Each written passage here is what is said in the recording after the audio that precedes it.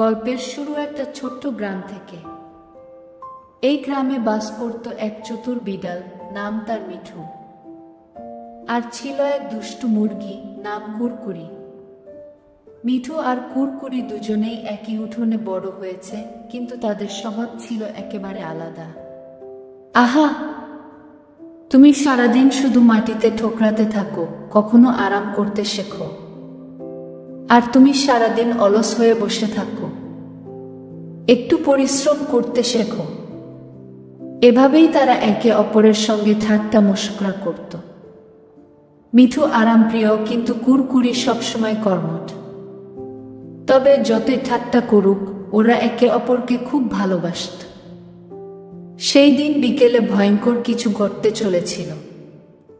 এক ক্ষুধার্ত শিয়াল গ্রামের উঠোনের আশপাশে ঘুরছিল।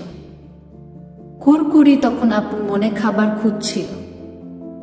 ওহ না, কুরকুরি, সাবধান, ওটা শিয়াল, কি করবে এখন?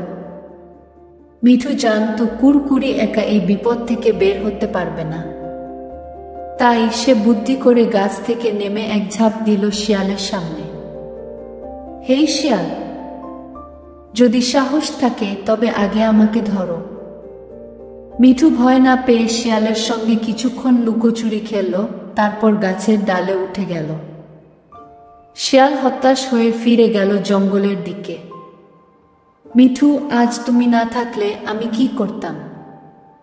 তুমি সত্যিকারের বন্ধু।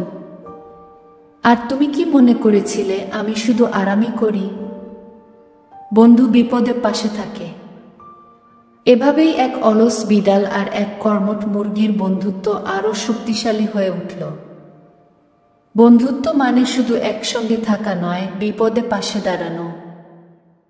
আমরা প্রতিনিয়ত আপনাদের বিনোদন ও জ্ঞানের বৃদ্ধির জন্য কষ্ট করে ভিডিও তৈরি করে থাকি।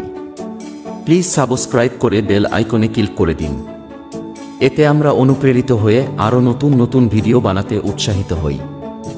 আমাদের ভিডিও ভালো লাগলে লাইক, কমেন্ট, শেয়ার করতে ভুলবেন না।